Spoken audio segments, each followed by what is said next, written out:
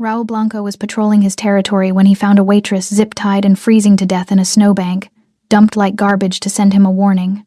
Instead of ignoring the body to protect his empire, the ruthless crime lord wrapped her in his cashmere coat and carried her directly into his secret safe house, breaking his own golden rule of invisibility. He didn't save her out of kindness, but to prove to his enemies that in his city, he is the only one who decides when a life ends. If this story pulled you in, make sure to hit that subscribe button so you never miss what's coming next. I've got another unforgettable story dropping tomorrow. And while you're here, jump into the comments and tell me where you're watching from. I love seeing our community from all around the world. All right, let's get back into it. The city presented two faces to those who lived within its borders. The first was the face of daylight-bright storefronts along bustling avenues, the hum of delivery trucks and taxi horns, the illusion of order maintained by painted lines and traffic signals. It was the city of office workers clutching coffee cups, of tourists photographing street art, of couples laughing outside restaurants with names they couldn't pronounce. It was a city that promised safety if you followed the rules, prosperity if you worked hard, and invisibility if you kept your head down. Then there was the second face, the one that Raul Blanco knew intimately. It was in the silence that settled after midnight, when the honest people went home, and the streets belonged to those who lived by different laws. It was in the alleys where neon signs flickered and died, where cash changed hands without receipts, where debts were paid in fear and loyalty. It was in the frozen winter nights when snow muffled screams and erased footprints, when the cold became an accomplice to violence. This was the city that didn't appear on postcards, the city of territories and hierarchies, of messages delivered through broken bones and bodies left as warnings. It was this second face that owned Raul's attention tonight. Raul Blanco was a man built for control. At 36, he stood just over 6 feet, with a lean, powerful frame that moved with deliberate precision, never rushed, never hesitant. His black hair was slicked back sharply, revealing a face of angular features and cold calculation, with dark eyes that assessed every situation for threat and opportunity. Ink crawled up his neck from beneath his collar, intricate tattoos that told stories to those who knew how to read them. He wore a long black coat dusted white with falling snow, open enough to reveal the patterned silk shirt beneath. No tie, the top buttons undone in defiance of the freezing temperature. His hands bore rings that caught the dim streetlight symbols of power, not vanity. He was a man who rarely needed to raise his voice, because people understood what silence meant when it came from him. Tonight, he shouldn't have been out here personally. He had soldiers for this man whose job was to handle disruptions, collect debts, and ensure the machinery of his empire ran smoothly. But something in his gut had told him the night wasn't clean. A missed delivery from one of his restaurant fronts, radio silence from a crew that always checked in, small things that whispered of larger problems. Raul had learned long ago. Small problems ignored became fatal mistakes. So he walked alone through the snow-covered street, breath sharp in the freezing air, footsteps muffled by fresh powder accumulating on the pavement. The city was quieter when it snowed. Sound died quickly. Evidence disappeared faster. Winter made every secret easier to bury. He was 3 blocks from the warehouse district, moving fast with purpose, when he saw her. At first, it was just a dark shape against the white, something that didn't belong in the empty street. As he closed the distance, details emerged that made his jaw tighten and his stride slow to something more deliberate. A young woman sprawled on the frozen pavement. She wore a black diner uniform, the kind with the name tag and company logo paired with a leather jacket that offered no protection against the bitter cold. Her wrists were bound behind her back with thick rope, the kind used in his warehouses. Blood had dried in a dark streak from her temple down to her jaw. Her knees were scraped raw, visible through torn black tights. A gray knit cap had fallen half off her head, revealing blonde hair matted with melting snow. She wasn't moving. Then her chest rose shallow, labored, alive. Raul stopped 10 feet away, his mind already processing what this meant. In his world, bodies left in the street were communication, warnings sent between organizations, punishments made public, boundaries enforced through violence. But the execution mattered. Clean kills commanded respect. Sloppy deaths invited chaos and questions. This was sloppy. The ropes were tied hastily, cutting into her wrists at awkward angles that spoke of panic, not professionalism. The placement was careless, dumped in the middle of a residential side street, rather than positioned deliberately where rivals would find her. No signature, no calling card, no message that made sense, which meant one of two things. Either this was a mistake, someone's personal vendetta that had nothing to do with business, or someone had acted in his territory without his permission. Both were unforgivable. Raul approached slowly, snow crunching beneath his expensive leather shoes. As his shadow fell across her, the woman's eyes snapped open wide, glassy with shock and hypothermia, but conscious enough to register pure terror. She didn't scream. Couldn't, probably. Her lips were blue, her breathing too shallow for sound. But her eyes tracked him with animal awareness, the kind of fear that understood predators instinctively. Good. Fear kept people honest. Raoul crouched beside her, studying her face. Mid-20s, maybe. Pale skin now gray from cold exposure. Bruising around her left eye that was hours old, the edges already turning purple and yellow. A split in her bottom lip, crusted with dried blood. Someone had beaten her before binding her. Someone had taken their time. Who did this? His voice was low, controlled, carrying no warmth. She opened her mouth. Her jaw trembled violently. Only a whisper of frozen breath emerged, no words, just the rattle of someone losing the fight against cold. Raoul stood, calculating. Dead witnesses were clean, but this one might have answers. And more importantly, whoever left her here had made a critical error. They'd assumed she would freeze quietly, that her death would look accidental, that no one would ask questions about a waitress who wandered into the wrong neighborhood. They hadn't counted on him finding her first. He pulled his phone from his coat pocket. 2 calls. First to his driver, discreet pickup, back entrance, 5 minutes. Second to his medic, prepare the safe house, treat for hypothermia and trauma, no hospitals, no records, complete silence. When he ended the call, he looked down at the woman shivering violently in the snow. Her diner uniform soaked through, her skin the color of marble, her survival measured in minutes. Raoul removed his coat and draped it over her trembling form. Not kindness, strategy. In his line of work, mercy was expensive, curiosity was dangerous, but disrespect? That was unforgivable. And someone had just disrespected him in the worst possible way, by assuming they could leave a body in his territory and face no consequences. He knelt again, close enough that she could hear him through her shock. "You're going to live," he said quietly. "And then you're going to tell me everything." Her eyes widened further, not with relief, but with a different kind of terror, the kind that understood rescue might be more dangerous than death. Raoul stood as headlights appeared at the end of the street. Good. The night had just become very interesting. The safe house wasn't warm. Raoul didn't believe in comfort for complications, but it was warmer than the street. The room was concrete and shadow, lit by a single overhead bulb that cast harsh angles across sparse furniture. A metal frame bed, a wooden chair, a radiator that clanked and hissed in the corner, pushing tepid heat into the cold air. The windows were barred, not to keep people out, but to keep them in. Raoul stood against the far wall, arms crossed, watching his medic work. Dr. Kovic was in his 60s, a man who'd lost his license years ago for asking the wrong questions, and had found more profitable employment asking none at all. His hands moved with practiced efficiency, checking vitals, cutting away the rope binding the woman's wrists, assessing injuries with clinical detachment. "Hypothermia, stage 2, Kovic muttered, wrapping heated blankets around her shaking frame. "Another 20 minutes, and we'd be looking at organ failure. Bruising consistent with blunt force trauma to the face and ribs. Rope burns, deep. Whoever did this wasn't trained too much emotion in the binding." Raoul's eyes narrowed. Emotion. Professional restraints are efficient. These, Kovic gestured to the discarded rope now coiled on the floor. These were angry. Personal. That confirmed what Raoul already suspected. This wasn't a hit. It was rage wearing the costume of business. The woman stirred, a low moan escaping her blue-tinged lips. Her eyes fluttered open, unfocused at first, then sharpening with sudden panic as she registered the unfamiliar room, the stranger hovering over her, the man watching from the shadows. She tried to sit up. Kovic pressed her back down gently but firmly. "Easy. You're still in shock." Her breathing accelerated, chest heaving beneath the blankets. Her gaze darted around the room, searching for exits, finding none.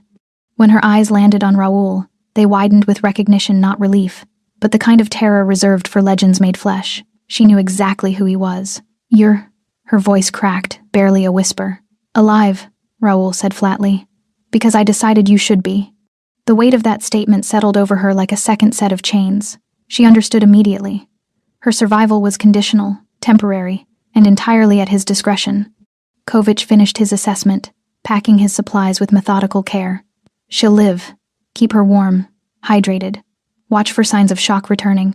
I'll check back in 12 hours. He left without another word, the door clicking shut behind him with a finality that made the woman flinch. Now it was just the two of them. Raoul didn't move from the wall. He'd learned long ago that stillness was its own form of pressure. It forced people to fill silence with truth. The woman pulled the blankets tighter around herself, though she was still shivering. Not from cold now, from fear. "What's your name?" Raoul's voice was conversational, almost gentle. The kind of tone that made lies feel heavier. She swallowed hard. "Betty Parker. Betty Parker." He repeated it slowly, tasting the syllables for deception. "Who did this to you?" Her jaw trembled. She looked away, staring at the barred window where snow continued to fall outside, silent and relentless. "I don't know." Wrong answer. Her eyes snapped back to him, wide with desperation. "I don't. I never saw their faces. It was dark. They grabbed me from behind when I was leaving work. I couldn't. Then tell me why." The question hung in the air between them, heavy with implication. Raoul pushed off the wall and moved closer, not threatening, just present a reminder that nowhere in this room was safe from his attention. Betty's breathing quickened. Her fingers clutched the blanket so tightly her knuckles went white. "I worked at Rosie's diner. Night shift, midnight to 7. Her voice was barely audible. "It's nothing special. Just coffee and eggs and regulars who don't tip. And what do these regulars talk about?" Her silence was answer enough. Raoul crouched beside the bed, eye level now, close enough to see the conflict playing across her exhausted face. "In my world, Betty Parker, there are 3 kinds of people. Those who speak, those who listen, and those who disappear. Which one are you?" Tears welled in her eyes, not from pain, but from the terrible understanding that honesty might kill her just as surely as the cold almost had. "I listen," she whispered. "I'm supposed to be invisible. Refill coffee, wipe tables, not hear anything. But they talk anyway. Like I'm furniture. Who talks? Drivers, collectors, men in suits who come in at 3 a.m. and don't eat, just drink coffee and discuss." She stopped herself, fear choking off the words. "Roots," Raoul finished for her. "Numbers, names." She nodded miserably. Raoul stood, processing this. In his organization, loose lips were a terminal condition, but waitresses, janitors, delivery workers, they were background noise, invisible infrastructure. No one gave them operational details deliberately, which meant Betty Parker had simply been present. Wrong place, wrong time, wrong ears. "Did you tell anyone what you heard?" "No." The word came out desperate, fervent. "I swear. I'm not stupid. I know what happens to people who talk. I kept my head down. I kept quiet. I didn't even..." "Then why are you still breathing?" The question stopped her cold. Raoul watched understanding dawn across her face, the terrible logic of survival. "Because someone noticed anyway," she said quietly. "Not just noticed. Someone decided you were a threat. Someone bypassed proper channels, skipped authorization, and handled you personally." Raoul pulled the discarded rope from the floor, holding it up. "Recognize this?" Betty stared at the thick brown fiber, confusion flickering across her features. "Should I?" "It's from my warehouses. Tagged, tracked, accounted for." He dropped it back on the ground. "Whoever took you used my own supplies to tie you up and leave you to freeze in my territory." The implication crashed over her like cold water. This wasn't just about what she'd heard. This was about someone in Raoul's organization acting without permission. Betty's voice was barely a whisper. "What does that mean?" Raoul's expression hardened into something colder than the winter night outside. "It means someone just declared war. And you're the only witness." Betty didn't sleep that first night. How could she? Every time she closed her eyes, she felt the rope cutting into her wrists, the burn of frozen pavement against her cheek, the certainty that she was going to die alone in the snow while the city ignored her last breaths. And now she was here alive, but trapped in a room that felt more like a tomb than salvation, guarded by a man whose reputation made death seem merciful by comparison. She sat upright in the metal bed, blankets pulled to her chin, watching the door, waiting for it to open, waiting for Raoul Blanco to decide she'd outlived her usefulness. The radiator hissed and clanked, marking time and metallic rhythm. Snow continued falling outside the barred window, soft and relentless, burying the world in white silence. Dawn came slowly, gray light filtering through the storm. The door opened without warning. Betty's breath caught, her body tensing against the inevitable. But it wasn't Raoul who entered, it was a woman in her 40s, dark hair pulled back severely, carrying a tray with food and a bottle of water. She set it on the wooden chair without speaking, her movements efficient and cold. "Eat," the woman said. "Boss wants you functional." Then she was gone, the lock clicking back into place. Betty stared at the food, scrambled eggs, toast, fruit that looked too fresh for a place like this. Her stomach churned with hunger and nausea, fighting for dominance. She forced herself to eat, knowing survival required fuel, even when every bite tasted like ash. 2 hours later, Raoul returned. He entered the same way he'd left, silently, deliberately, owning every inch of space he occupied. Today he wore all black tailored slacks, fitted shirt with the sleeves rolled to his forearms, revealing more of the intricate tattoos that wrapped around his skin like armor. His dark eyes swept the room, cataloging everything, missing nothing. Betty set down the water bottle, her hands trembling despite her best efforts to appear calm. Raoul pulled the wooden chair closer to the bed and sat, resting his forearms on his knees, leaning forward with the casual confidence of someone who'd never needed to fear anything in his life. "Tell me about Rosie's diner," he said. It wasn't a request. Betty's throat tightened. "It's just a diner. 24 hours. Corner of 8th and Morrison. I've worked there for 2 years. Night shift." "Yes. Alone?" "Usually. Sometimes there's a cook in back, Tommy. Older guy. Doesn't talk much. But mostly it's just me after midnight. The owner doesn't like paying for extra staff when it's slow." Raoul's expression remained neutral, but Betty sensed the calculation happening behind those cold eyes.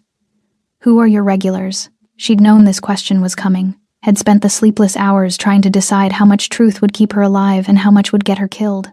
"Truckers, mostly. Guys coming off late shifts, sometimes cops, but not often they have their own places." She paused, choosing her next words carefully. "And men who dress too well for a place like Rosie's. How often?" 2, 3 times a week. Always between 2 and 4 in the morning. "The same men?" Betty shook her head. "Different faces, but the same. Energy. They don't come to eat. They come to talk where no one's listening, except you were listening."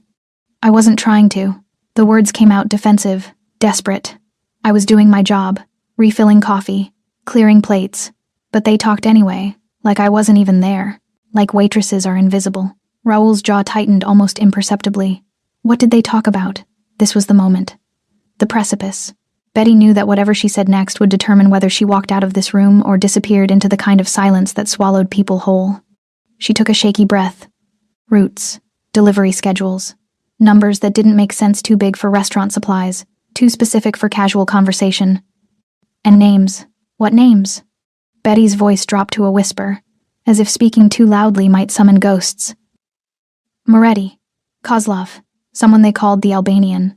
And, she hesitated, fear clutching her throat. And, Raoul's voice was dangerously soft. Yours. They mentioned you. Said things had to stay off Blanco's radar, that you'd cut the whole operation if you found out. The temperature in the room seemed to drop 10 degrees. Raoul sat back slowly, his expression shifting from neutral to something far more dangerous, not anger, but cold calculation. The look of a man who'd just confirmed a suspicion and was already planning the consequences. "How long?" he asked. 3 months, maybe 4. I wasn't keeping track. I didn't think. You didn't think it mattered. Raoul finished her sentence with brutal accuracy. You thought you could hear things, file them away, stay invisible, and nothing would touch you. Betty's eyes burned with unshed tears. I didn't know what any of it meant. I don't understand your world. I just pour coffee and try to pay rent, but someone thought you understood too much. The statement landed like a physical blow. Betty pulled her knees to her chest, making herself smaller, as if she could disappear into the blankets and unmake the last 72 hours of her life. I never told anyone, she said again, voice breaking. Not my roommate, not my friends. I don't even have friends who'd care. I kept quiet because I'm not stupid. I know what happens to people who talk in this city. Raoul studied her with unreadable intensity. Then why are you still alive? Betty met his gaze, exhaustion and terror warring in her expression. You tell me. You're the one who pulled me out of the snow. For a long moment, silence stretched between them, not comfortable, but loaded with implications neither wanted to speak aloud. Finally, Raoul stood. Someone in my organization heard the same conversations you did.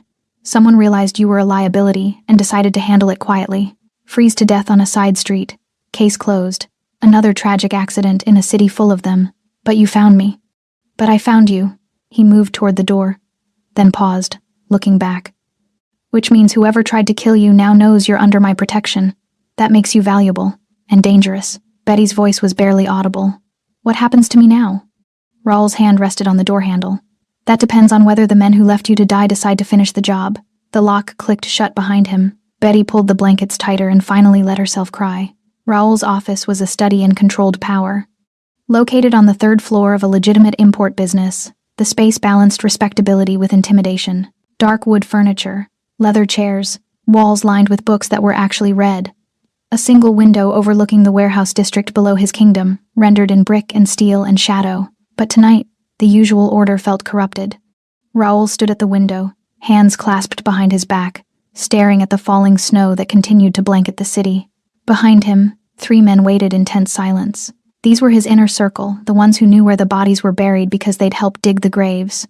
"Tell me about the rope," Raoul said without turning around. Leon, his logistics manager, shifted uncomfortably. Mid-40s, built like a boxer gone soft, with nervous energy that never quite settled. "It's standard inventory. We use it for securing shipments, construction, general warehouse operations. That particular type," he consulted the tablet in his hands, "comes from our supplier in batches of 50 coils. And how many are unaccounted for?" Silence stretched too long. Raoul turned slowly, his dark eyes landing on Leon with the weight of a guillotine blade. "I asked you a question." Leon's throat bobbed as he swallowed. 3 coils. Missing from the Northeast warehouse inventory logged 2 weeks ago. 3 coils. Raoul let the number hang in the air. "And you're just telling me this now?" It didn't seem significant. "We assumed damaged, misplaced, written off." "You assumed." Raoul's voice dropped to something colder than the winter night outside. "In my organization, assumption is how people die." The other 2 men, both younger, both understanding that silence was survival, remained perfectly still. Raoul moved to his desk, pulling up security footage on his laptop. "Northeast warehouse. Show me access logs for the past month." Leon's fingers trembled slightly as he navigated the system. Names and timestamps appeared on screen drivers, warehouse workers, supervisors conducting inventory checks, all routine, all authorized. Until one name appeared with disturbing frequency during late-night hours when the facility should have been nearly empty. Raoul's jaw tightened. "Explain to me why Antonio Ruiz was in that warehouse 17 times between midnight and 4 a.m. in the last 3 weeks.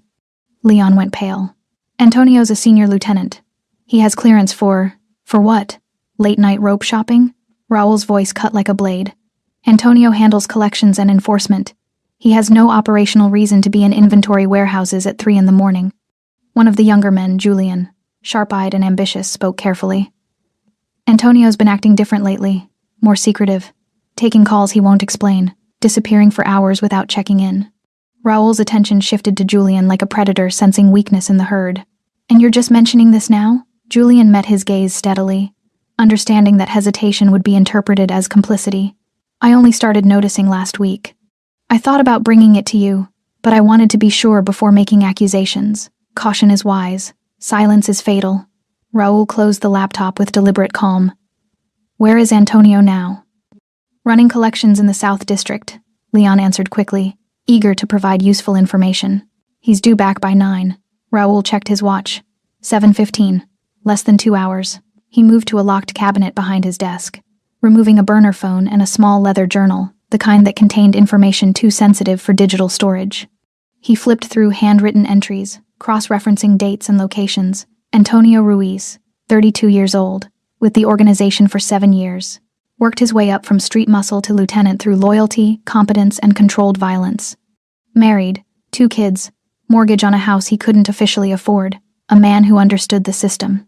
A man who should have known better than to break it. Raoul's finger stopped on an entry from 6 weeks ago.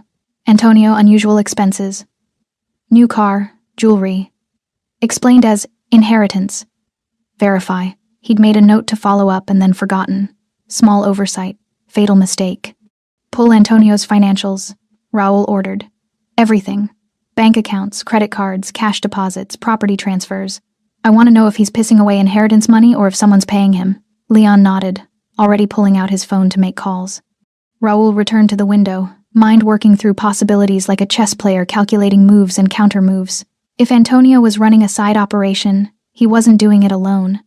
That kind of setup required infrastructure, storage, distribution, protection, buyers. It required a network, which meant the rot went deeper than one ambitious lieutenant. "The diner," Raoul said suddenly. "Rosie's, corner of 8th and Morrison. Pull our records." Do we use it? Julian checked his own phone, scrolling through encrypted files. It's listed as a collection point for restaurant fronts. Low-level cash drop, occasional meeting spot. Nothing significant. Who handles that route? Julian's expression shifted to something grimmer. Antonio's crew. There it was. The connection. Antonio controlled the route that included Rosie's diner. Antonio had access to warehouse inventory. Antonio had been spending money he shouldn't have. And Antonio's schedule put him in exactly the right place at exactly the right time to overhear late-night conversations about operations that were supposed to be invisible, operations that Betty Parker had also overheard. Raoul's hands curled into fists behind his back.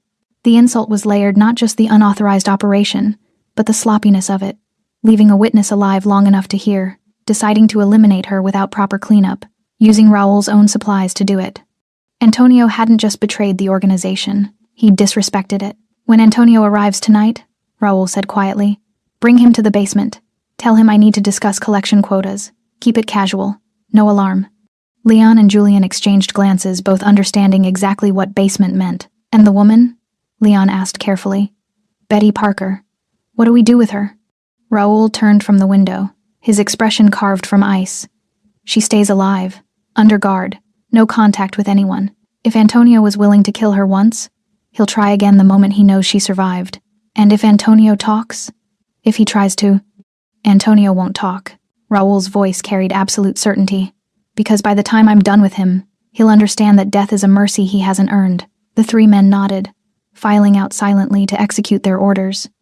Alone in his office, Raoul stared at the falling snow and thought about trust, how hard it was to build, how easy it was to break, and how expensive it was to repair. Somewhere in his empire, someone had decided they could operate without his permission. That mistake would cost them everything.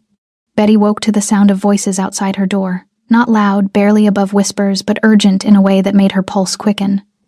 She sat up slowly, still wrapped in blankets, straining to hear through the thick metal barrier. Don't care what he said. We need protocols. Just guard her. That's the job. If Antonio finds out she's alive. The voices faded as footsteps moved down the hallway. Antonio. The name hung in the stale air like smoke. Betty didn't know who Antonio was, but she understood the tone, the way people spoke about threats they couldn't quite control. She pulled her knees to her chest, mind racing. 48 hours ago, she'd been pouring coffee and counting tips, living a life so ordinary it hurt. Now she was trapped in a concrete room, guarded by criminals, caught between men who spoke in violence and silence. The door opened without warning. Raoul entered, carrying a folder thick with papers. He wore the same black clothing as before, but something about his expression had changed sharper, more focused, like a blade that had just been whetted. Get dressed, he said, tossing clothes onto the bed. We need to talk. Betty stared at the pile. Dark jeans, a plain sweater, clothes that looked new and exactly her size. How did you... 10 minutes. He turned toward the door. Wait. The word came out before she could stop it. Raoul paused, not turning around. Betty's voice trembled. What's happening? I heard people talking about someone named Antonio. Is he the one who... Get dressed, Raoul repeated, his tone allowing no argument. Then you'll understand everything. He left, the lock clicking behind him. Betty changed quickly, her hands shaking as she pulled on the unfamiliar clothes. They fit perfectly, which somehow made everything worse. It meant Raoul's people had assessed her size, procured clothing, anticipated her needs with the efficiency of an organization that disappeared problems. She was either being protected or prepared for burial. When the door opened again, Raoul wasn't alone. The woman from breakfast stood behind him, arms crossed, watching Betty with the same cold assessment as before. This is Elena, Raoul said. She'll be staying with you. It wasn't a comfort. It was a warning. Raoul gestured for Betty to follow him. They moved through narrow corridors lit by harsh fluorescent bulbs, past closed doors that suggested other rooms, other secrets. The building felt larger than she'd imagined, a maze designed to disorient, to make escape impossible. They stopped at a door marked only with a number, 7. Inside was a small room with a table, 2 chairs, and a laptop. Raoul gestured for Betty to sit, then opened the folder he'd been carrying. He spread photographs across the table like a dealer revealing cards. Crime scene photos. Betty's stomach lurched. The images showed the street where she'd been, left her body sprawled in the snow, captured from multiple angles. Someone had taken pictures before Raoul arrived. Someone had documented her near death with clinical precision. "These were taken by my security team," Raoul said, his tone neutral. "Standard protocol for anything unusual in our territory." Betty couldn't look away from the photos. Seeing herself like that, broken, abandoned, dying, made the horror real in a way memory hadn't. She looked so small in the images, so insignificant against the vast white emptiness of the winter street. "Why are you showing me this?" Her voice was barely a whisper. Raoul pulled out another photograph. "Because you need to understand what was supposed to happen." This image showed a close-up of the rope binding her wrists. Raoul pointed to specific details: the rough fiber, the hasty knots, the angle of the restraints. "These knots weren't professional," he explained. "They were angry, personal. Whoever tied you wasn't following orders, they were improvising." He pulled out a different photo, this one showing tire tracks in the snow near where she'd been found. "You weren't dumped from a moving vehicle. You were walked to that location, forced to kneel, then left." Raoul's finger traced the evidence in the snow. "See these marks? That's where you struggled, where your knees hit the pavement before you fell forward." Betty's breath came faster, panic rising in her chest as the memories crashed back, hands shoving her down, the brutal cold of concrete against her skin, the certainty that she would die there. "Stop," she whispered. "Please." Raoul didn't stop. He pulled up weather data on the laptop. The temperature that night was 18 degrees. With wind chill, it felt like 6. The snow was falling at approximately 1 inch per hour. He turned the screen toward her, showing a medical chart. Hypothermia progresses in stages. At 18 degrees, without proper clothing, unconsciousness occurs in approximately 90 minutes. Death follows within 3 hours. He paused, letting the numbers sink in. "You were left there at 11:43 p.m. I found you at 1:17 a.m. Betty's mind did the math automatically. 94 minutes. She'd been minutes away from unconsciousness, an hour away from death. "Why?" The word came out broken. "Why are you telling me this?" Raoul closed the laptop with deliberate calm. "Because you need to understand this wasn't a quick execution. This wasn't a bullet or a blade designed to end you efficiently." His dark eyes locked onto hers with uncomfortable intensity. This was meant to look like an accident. A waitress who left work, got disoriented in the snow, wandered into the wrong neighborhood, and froze. The implications crashed over Betty like ice water. No body, no crime, no investigation. Exactly. You would have disappeared quietly. Another statistic in a city that stops caring after the first snowfall. Betty's hands trembled on the table. "But someone would have noticed I was missing. My roommate, my boss, would have assumed you quit, ran off, got into trouble on your own." Raoul's voice carried brutal honesty. "You're 24 years old, working a dead-end job, living paycheck to paycheck. In this city, people like you vanish every day. Nobody looks too hard." The truth of it hurt worse than the cold had. "Antonio Ruiz," Raoul continued, "chose that method deliberately. Slow, quiet, clean. No evidence of foul play. Just unfortunate circumstances. Antonio Ruiz." Betty repeated the name, tasting it like poison. He's the one who decided you were a problem." Raoul gathered the photographs back into the folder. "And he's the one who's about to learn that killing without permission carries consequences." Betty looked up at him, fear and confusion warring in her expression. "What are you going to do?" Raoul stood, straightening his shirt with casual precision. "What I should have done weeks ago, cut out the rot before it spreads. And me? What happens to me?" For the first time, something almost like sympathy flickered across Raoul's face. Almost. "You stay alive, Betty Parker. Because the moment Antonio learns you survived, he'll come to finish what he started." Antonio Ruiz arrived at 9:15, exactly as scheduled. Raoul watched from the security monitors as Antonio's black SUV pulled into the warehouse loading bay, tires crunching over salted pavement. The lieutenant stepped out, average height, stocky build, wearing an expensive leather jacket that was too nice for collection work. His movements were relaxed, confident, the posture of a man who believed he was untouchable. That confidence would be gone within the hour. Leon met Antonio at the door, their exchange caught on silent video.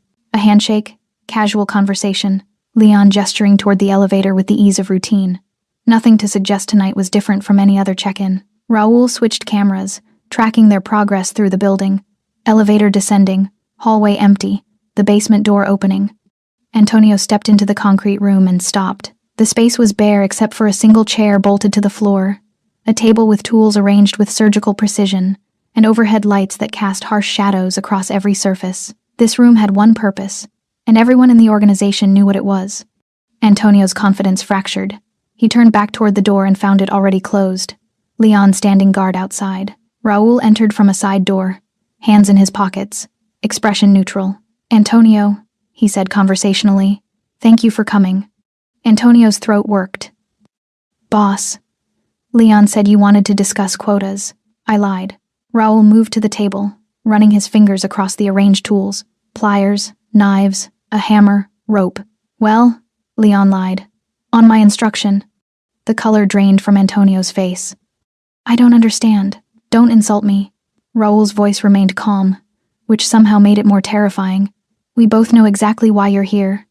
Antonio's hands curled into fists, his body tensing with the instinct to run or fight. But there was nowhere to run, and fighting Raul Blanco was suicide. 3 coils of rope, Raul continued. Missing from the Northeast warehouse. 17 unauthorized visits between midnight and 4 a.m. over 3 weeks. Unexplained income totaling $47,000 in the past 2 months. He picked up a photograph from the table Betty sprawled in the snow. "And 1 waitress left to freeze in my territory without my permission." Antonio's eyes went wide, genuine shock registering across his features. Not shock at being caught, shock that Betty was evidence instead of a buried secret. "She's dead," Antonio said too quickly. "I checked the reports. No body recovered. Assumed wrong." Raul set the photograph down carefully. "I found her. 94 minutes after you left her. Still breathing." The implications crashed over Antonio like a collapsing building. His breathing accelerated, sweat beading on his forehead despite the basement cold. "Boss, I can explain." "Then explain." Raul leaned against the table, arms crossed, giving Antonio the floor.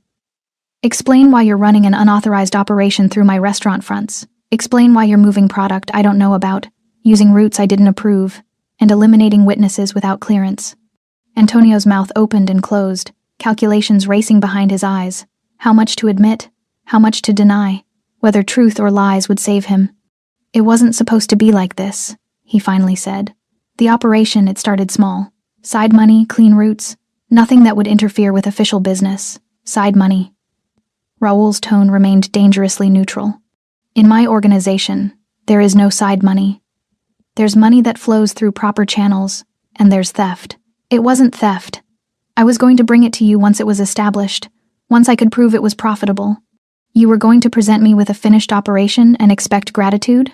Raul's voice dropped to something colder. "You think I built this empire by letting people operate behind my back and then rewarding them for it?" Antonio's desperation became palpable. "I had investors, people who wanted in on the action but didn't want official connections. I thought I could expand our reach, bring in new revenue streams." "Who?" The single word cut like a blade. Antonio hesitated, and that hesitation told Raul everything. "You're protecting them." Raul pushed off the table, moving closer. "These investors who wanted unofficial access to my territory. You're more afraid of them than you are of me. They're businessmen, legitimate people who—" "Give me names, Antonio." "I can't. They'll kill me if—" Raul's hand shot out, gripping Antonio's throat with sudden, brutal efficiency. Not choking, just holding a reminder of how quickly control could shift. "You think they'll kill you?" Raul's voice was barely a whisper. "You think whatever they'll do is worse than what happens to people who betray me?" Antonio gasped, hands instinctively grabbing Raul's wrist. "Kozlov, the Albanian, Moretti's nephew. They approached me 6 months ago with a proposal." Raul released him. Stepping back, Antonio staggered, sucking in air, hand pressed to his throat. Those names changed everything. Kozlov ran trafficking through the eastern ports. The Albanian controlled gambling and extortion in the warehouse district. Moretti's nephew was a trust fund gangster trying to build reputation through his uncle's connections. They weren't investors. They were rivals testing boundaries, using Antonio as a wedge to crack Raul's organization from the inside. "The waitress," Raul said. "Betty Parker. Why her?" Antonio's shoulders slumped in defeat. "She heard too much. Late nights at Rosie's, we used it as a meeting spot because it was neutral, quiet. We didn't think the staff mattered. But she was always there, always listening. And one night Kozlov said something specific about routes and she reacted. Just a flinch, but enough. So you decided to eliminate her." I panicked. Antonio's voice cracked. "Kozlov said she was a liability, that if she talked to anyone, if she talked to you, the whole operation would collapse. He wanted her gone immediately, professionally. But I thought—" He stopped, realizing how damning his next words would be. You thought freezing her would be cleaner, Raoul finished. No bullets, no blood, no questions. Just an accident that would disappear under the snow. Antonio nodded miserably. Raoul walked a slow circle around him, predator assessing prey. You made 4 mistakes, Antonio. First, operating without permission. Second, using my resources to do it. Third, killing in my territory without authorization. And fourth, he stopped directly in front of Antonio, eyes cold as winter, failing to confirm the kill. Boss, please. Betty Parker is alive, which means she can testify, which means everyone now knows you're not just a thief, you're incompetent. Antonio dropped to his knees. I'll fix it. I'll find her, finish it properly. You'll do nothing. Raoul's voice carried absolute finality. Because the moment Kozlov and his partners learn she survived, they'll send their own people to clean up your mess.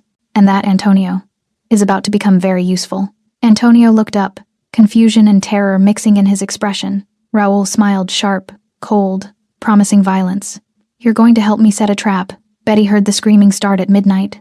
It came from somewhere below her room, muffled by concrete and distance, but unmistakable.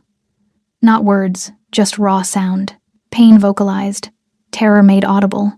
She pressed her hands over her ears, curling into herself on the metal bed. But nothing could block out the knowledge of what was happening in the basement. Someone was paying for her survival. Elena sat by the door, arms crossed, expression unchanged. She'd been present for hours, silent guardian or warden. Betty couldn't tell which. When Betty looked at her with wide, pleading eyes, Elena simply shook her head. Don't ask questions you don't want answered. The screaming stopped abruptly. The silence that followed was somehow worse. In the basement, Raoul stood over Antonio's broken form, with the detached calm of a surgeon finishing an operation. The lieutenant was still conscious barely. Blood dripped from split knuckles where Raoul had methodically shattered the bones with the hammer. Antonio's face was a mess of bruises and cuts, his breathing ragged and wet-sounding, but his eyes were still focused, still aware. That was intentional. Pain was a message, but consciousness was the delivery system. I want you to understand something, Raoul said, his voice conversational despite the violence. This isn't punishment for stealing. Theft I can forgive, it's expected. Even. Ambition is natural. He crouched beside Antonio, meeting his glazed eyes. This is punishment for disrespect. For thinking you could operate in my territory, use my resources, and kill on my streets without consequence. For believing you were smarter than the system I built. Antonio tried to speak, but only blood-flecked whispers emerged. Raoul stood, gesturing to Leon and Julian, who'd watched the entire interrogation in grim silence. Get him cleaned up. Medical attention enough to keep him functional.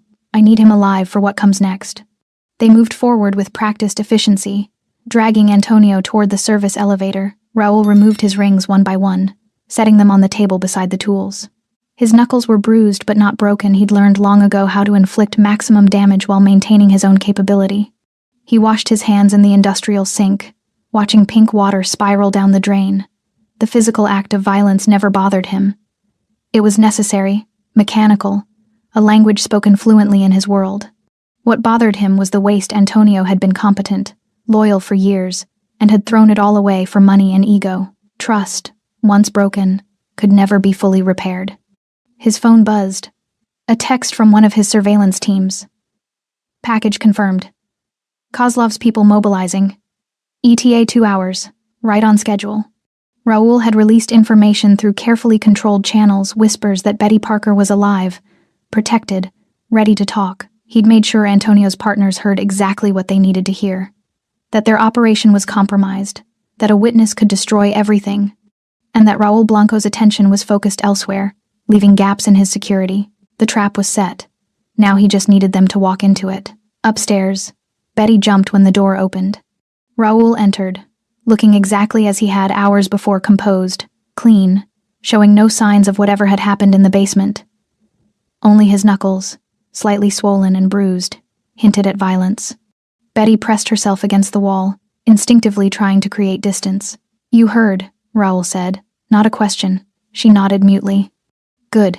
You should understand what it costs to keep you alive. He moved to the window, looking out at the snow that continued falling in the darkness. Antonio Ruiz will survive. He'll recover. But he'll never work in this city again, and everyone in my organization will know exactly why. Betty's voice was barely audible. What did he tell you? Everything. Raoul turned to face her. The operation he was running, the partners financing it, and the fact that you were never the real target, you were collateral, leverage to keep a secret that was already rotting from the inside. I don't understand. Antonio was being used. Rival organizations wanted access to my territory, my roots, my infrastructure. They found an ambitious lieutenant willing to play the middle, convinced him he could get rich and get away with it. Raoul's expression hardened. You heard conversations you weren't supposed to hear. You became a liability. And rather than handle it properly, report it. Let me decide. Antonio tried to solve the problem himself. Betty absorbed this, the full weight of it settling on her shoulders. So I almost died because I was in the wrong place at the wrong time. You almost died because powerful men wanted to test my control, and you were convenient. Raoul moved closer, his presence filling the small room. But here's what you need to understand. They know you're alive now. I made sure of it, which means they're coming to finish what Antonio started. Terror flooded Betty's system. What? Why would you? Because chaos is an opportunity. Raoul's voice carried cold calculation. Antonio's partners think I'm distracted, that my organization is fractured by betrayal. They think they can send a team to eliminate you, clean up their mess, and retreat before I respond. They're wrong. Betty's breathing accelerated. You're using me as bait. I'm using you as a solution, Raoul corrected. When they come for you, they'll walk into a trap that eliminates them and sends a message to every other organization in this city. My territory is not negotiable, and if something goes wrong, if they actually... Nothing will go wrong. The certainty in his voice was absolute. I have 30 men positioned around this building. I have surveillance on every approach. I know exactly who's coming, how many, and what they're armed with. They'll be dead before they reach the second floor. Betty stared at him, caught between horror and a twisted sense of security. This man had beaten someone unconscious in her name. He'd dismantled part of his own organization to protect her, not out of kindness, but because she represented something larger: control, respect, order. She was a symbol wearing a diner uniform. What happens after? She asked quietly. After you've sent your message and killed whoever comes, what happens to me? Raoul studied her with unreadable eyes. That depends on whether you can live with what you've seen, whether you can keep the kind of silence that protects both of us. And if I can't, the question hung between them, heavy with implication. Raoul moved toward the door. Then you'll discover that I'm very good at solving problems permanently. He left before she could respond, the lock clicking with finality. Betty sat alone in the darkness, listening to footsteps in the hallway, guards taking position, weapons being checked, the mechanical preparation for violence. She thought about the screaming from the basement. She thought about Antonio Ruiz, broken but alive, a warning made flesh. And she understood with crystalline clarity that her survival depended on becoming exactly what Raoul needed, a witness who would never speak. Outside, snow continued falling, burying the world in white silence. The attack came at 3:17 a.m., exactly when Raoul predicted. Betty heard it begin not with gunfire, but with silence. The ambient sounds of the building suddenly stopped. No footsteps in hallways, no distant conversations. Just hollow quiet that pressed against her eardrums like water pressure. Elena stood abruptly, hand moving to the weapon holstered at her hip. She pressed a finger to her lips, then moved to the door with practiced efficiency, listening. Betty's heart hammered against her ribs. She wanted to ask what was happening, but fear locked the words in her throat. Then the first gunshot cracked through the silence. The sound was sharp, immediate, followed by a cascade of others: pop, pop, pop, pop, overlapping in violent rhythm. Shouting erupted, male voices barking commands and warnings. Glass shattered somewhere below. Heavy footsteps pounded through corridors. Elena drew her weapon, positioning herself between Betty and the door. Stay down. Don't move. Don't make a sound. Betty slid off the bed, pressing herself into the corner farthest from the door, making herself as small as possible. Her whole body trembled, adrenaline flooding her system with the primal urge to run despite having nowhere to go. More gunfire. Closer now. The staccato rhythm of automatic weapons mixed with single shots, deliberate and controlled. Men were dying in the hallways. She could hear it in the screams cut short, the heavy thuds of bodies hitting concrete. The lights went out. Darkness swallowed the room completely, broken only by the faint glow of emergency lighting seeping under the door. Betty's breathing sounded impossibly loud in her own ears. Elena moved toward the window, keeping low, weapon raised. She was barely visible, just a shadow among shadows, positioned to see without being seen. How many? Betty whispered, unable to stay silent. Quiet. Elena's voice was steel. The gunfire intensified, then began to fade, not stopping, but moving. The fight was traveling through the building like a storm, controlled chaos, orchestrated by someone who understood exactly how violence flowed. Raoul.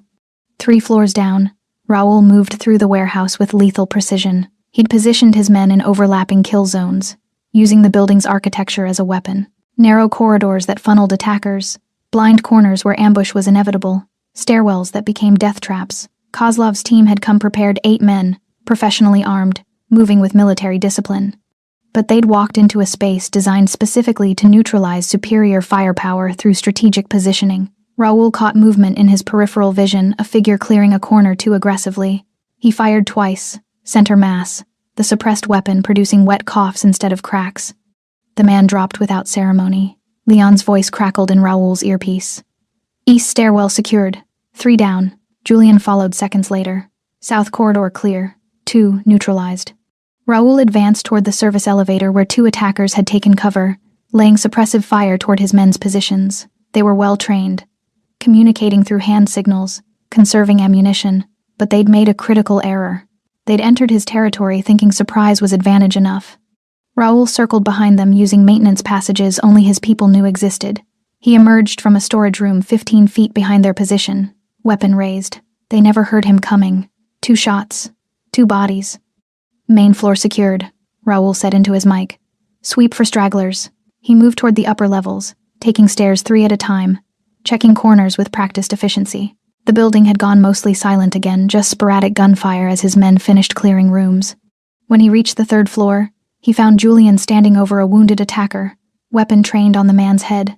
The attacker was young, maybe 30, bleeding from a shoulder wound but conscious and defiant. He glared up at Julian with the kind of hatred that transcended pain. Who sent you? Julian demanded. The man spat blood. Go to hell. Raoul approached, footsteps echoing in the corridor.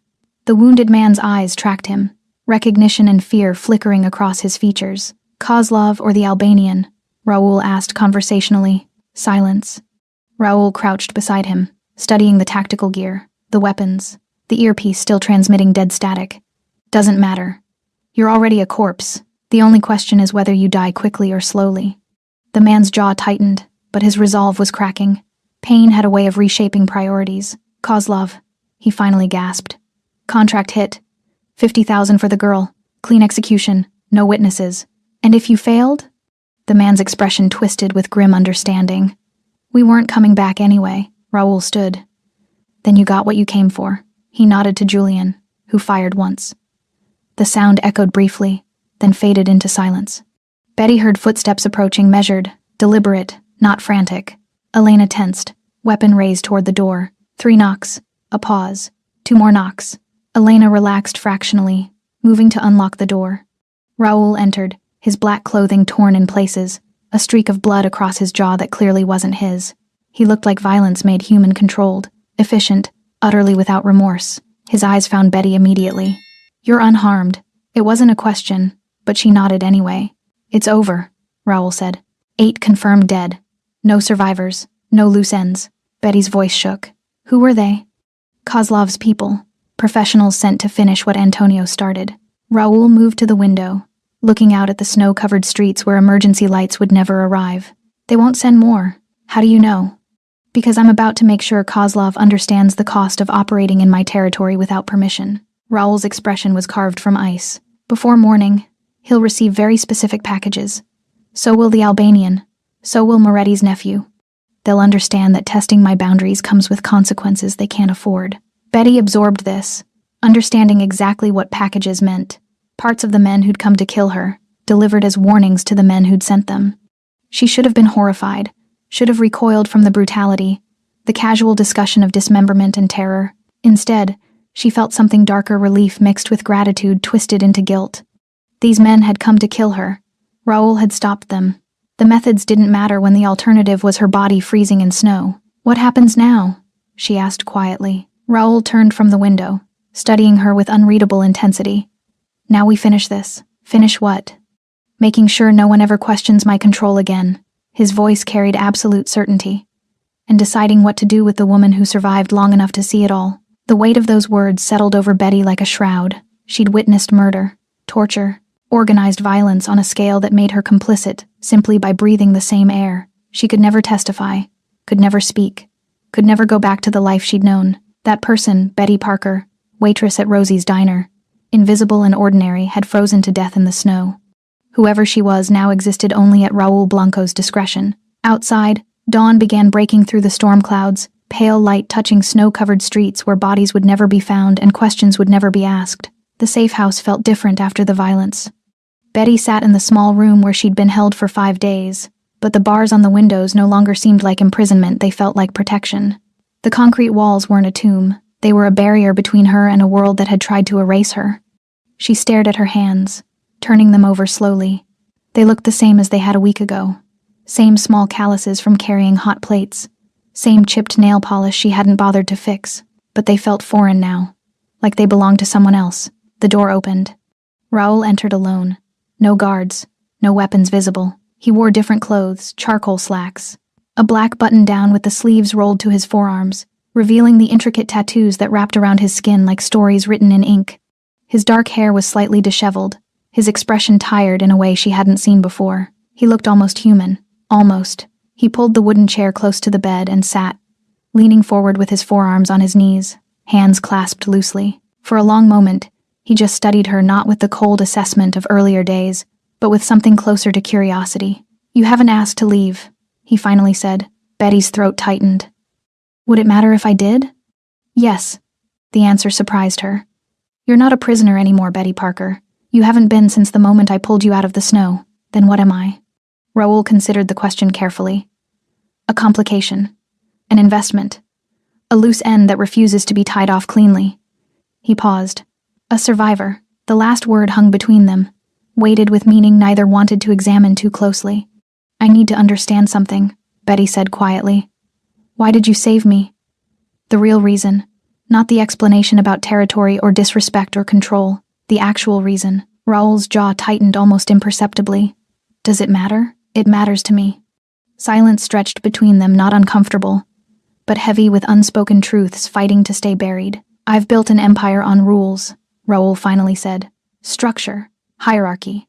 Everyone understands their place, their boundaries, their consequences. It works because it's predictable. Violence has purpose. Death has meaning.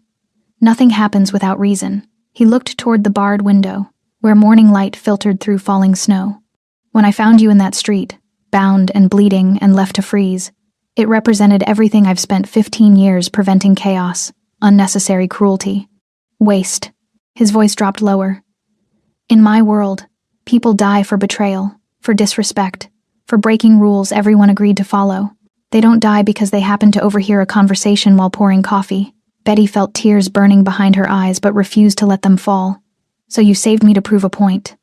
"I saved you because allowing you to die would have meant accepting that my organization had degraded into something uncontrolled, something arbitrary." Raul's dark eyes met hers with brutal honesty. "Your death would have been proof that I'd failed to maintain order." The truth of it landed like a physical blow.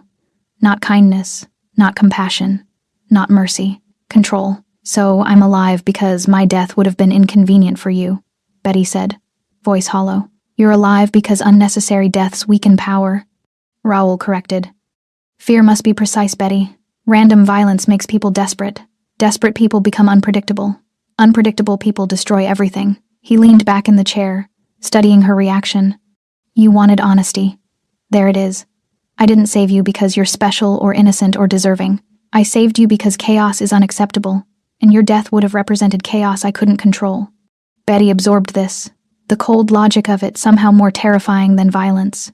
At least violence was emotional. This was something far more dangerous, a man who'd calculated the value of human life and found it wanting unless it served a larger purpose. "Does that disappoint you?" Raul asked. Betty considered lying, then decided truth was the only currency with value in this room. "No. It terrifies me." "Good. It should." Raul stood, moving to the window. "Fear keeps people honest. It reminds them that actions have consequences, and consequences are rarely negotiable." "Is that how you live?" Betty asked. "Everything calculated? Everyone expendable unless they serve your purpose?" "Yes." The single word carried no apology, no justification, no regret. Betty felt something shift inside her, not acceptance exactly, but understanding.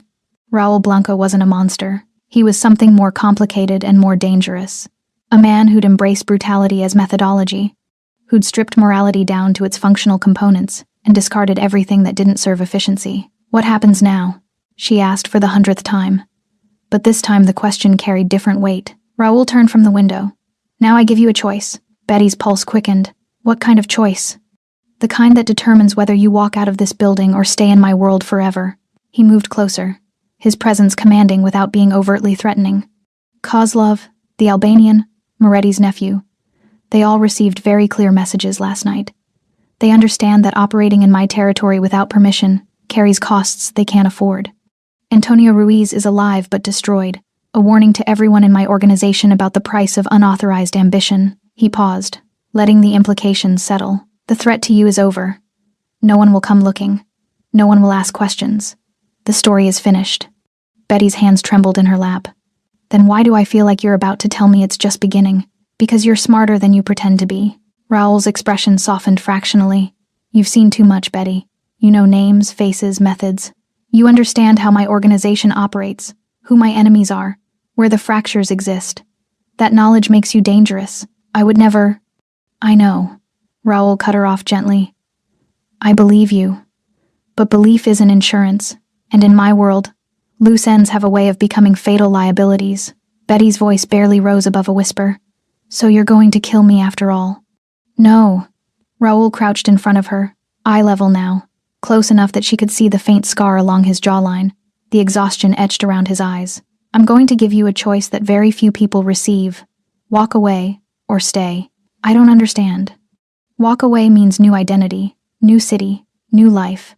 You disappear completely. Betty Parker dies in paperwork, and someone else takes her first breath somewhere far from here. I provide everything, documents, money, security, protection. You start over, clean, with the understanding that you never speak about what happened here, ever. And if I stay?" Raoul's expression became unreadable. "Then you accept that your old life is over. You work for me.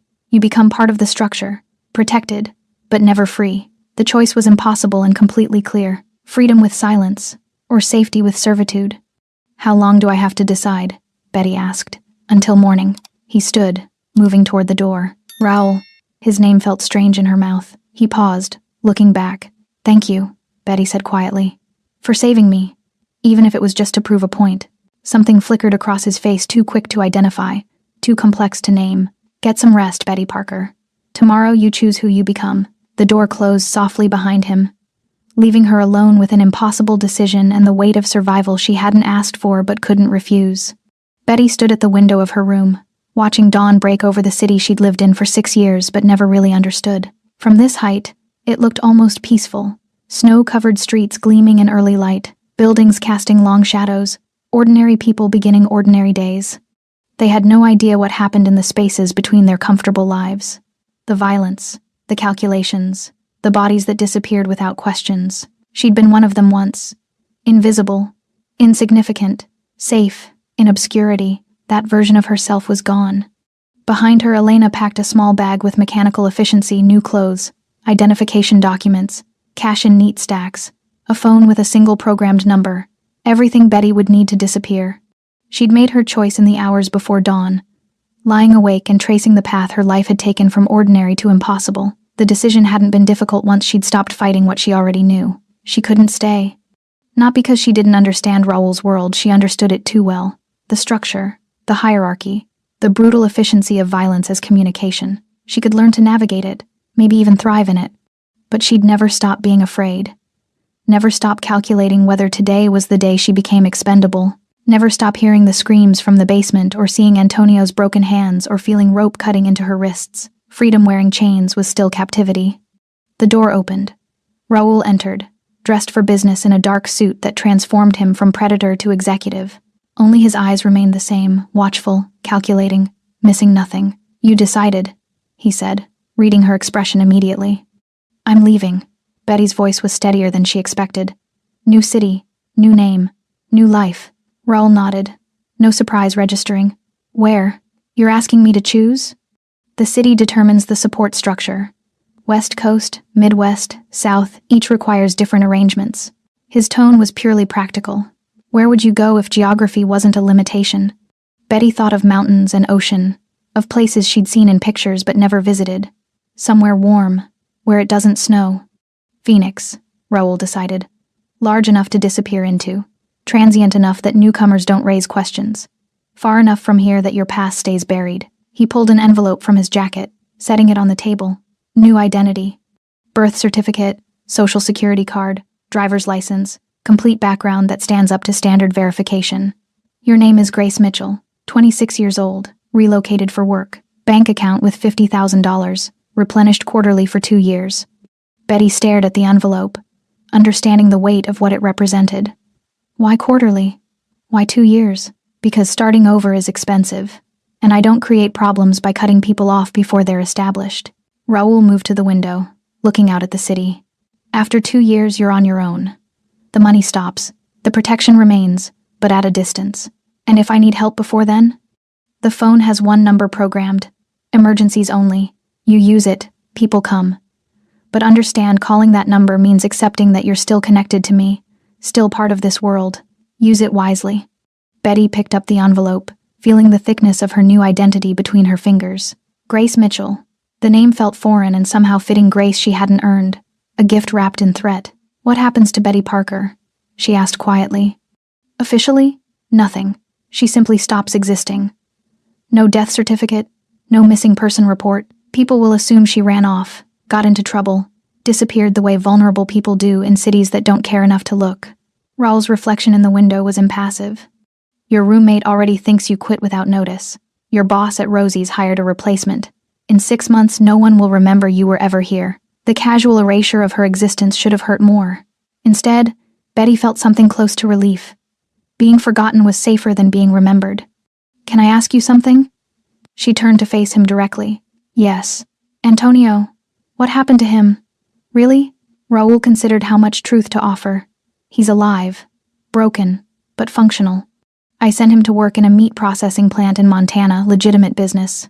No criminal connection, minimum wage, no chance of advancement. He'll spend the rest of his life doing manual labor and remembering what ambition cost him. That's worse than death. That's the point. Raoul's expression remained neutral. Antonio gets to live with his failure every day. Everyone in my organization gets to see him and understand what happens when you operate without permission. It's a lesson that keeps working long after a corpse stops being useful. Betty absorbed this, the cold efficiency of it somehow more brutal than the violence she'd witnessed. Will I ever see you again? The question emerged before she could stop it. Raoul's dark eyes met hers with something almost like regret. Almost. No. After today, I don't exist for you, and you don't exist for me. That's how you stay safe, Grace Mitchell. The use of her new name felt like a door closing. Elena appeared in the doorway. Car's ready. Betty picked up the packed bag, slinging it over her shoulder. Everything she needed to start over, fit in, carry on luggage, which said something profound about how little she'd accumulated in 24 years of existence. She moved toward the door, then paused beside Raoul. I won't forget, she said quietly. What you did, what you are, all of it. Good. His voice carried finality. Fear is survival. Never forget that staying alive sometimes means accepting help from people who terrify you. Betty nodded, understanding that this was his version of goodbye, no sentiment, no false comfort, just brutal honesty wrapped in warning. She followed Elena through corridors she'd memorized, past doors she'd never see opened, downstairs that led to freedom she'd never truly feel. The car was black, expensive, windows tinted dark. The driver didn't speak as Betty slid into the back seat. Elena handed her a second envelope thicker than the first. Instructions, contacts, emergency protocols. Read everything, then burn it. Elena's expression remained impassive. Good luck, Grace Mitchell. The door closed. The car pulled away from the safe house, tires crunching through fresh snow, carrying Betty Parker toward the airport and the fiction of Grace Mitchell waiting on the other side of the country. She looked back once through the rear window. Raoul stood at a third-floor window, a dark silhouette against bright interior light, watching her leave, making sure she actually went. Then the car turned a corner, and he disappeared from view. Raoul remained at the window long after the car vanished into morning traffic. Behind him, Leon entered quietly. The rival crews have all acknowledged your message. Kozlov sent formal apology. The Albanian requested a meeting to clarify boundaries. Moretti's nephew has gone silent, probably left the city. Good. Raoul turned from the window, his expression settling back into the mask of control he wore like armor. Schedule the meeting with the Albanian. Make it clear that boundaries aren't negotiable, they're absolute. And the woman? If anyone asks? No one will ask. And if they do, Betty Parker left the city weeks ago. Destination unknown. Case closed. Leon nodded, understanding that some stories ended without resolution because resolution raised uncomfortable questions. After he left, Raoul sat at his desk, pulling up security footage from the safe house the moment he'd found Betty in the snow, carried her to safety, made the choice that would cost him blood and money and trust. He watched himself crouch beside her broken form, removing his coat, making a decision that defied every principle of self-preservation he'd built his empire upon. And he understood, with cold clarity, that he'd never truly know why. Maybe it was control. Maybe it was chaos wearing the mask of mercy. Maybe it was the last fragment of humanity he'd managed to preserve while building an empire on calculated violence. It didn't matter. Betty Parker was gone. Grace Mitchell was someone else's problem. And Raoul Blanco remained exactly what he'd always been, a man who saved one life to prove that his empire hadn't degraded into meaningless cruelty. He closed the laptop and stood, straightening his suit, preparing for another day of maintaining the structure that kept his world from collapsing into chaos. Outside, snow continued falling, covering streets and erasing footprints, burying secrets the city would never bother to uncover. The Mafia boss who'd found a bound waitress in the snow had shocked everyone not by becoming good, but by proving that even in darkness, control mattered more than chaos. And that, in the end, was the only redemption men like him could ever claim. Thanks for staying with this story right till the final moment. You're the reason these stories come alive. If you're ready for another powerful journey, just tap the next video on your screen. And before you go, leave a quick comment and rate this story from 1 to 10. I'm excited to see your thoughts and connect with you down there.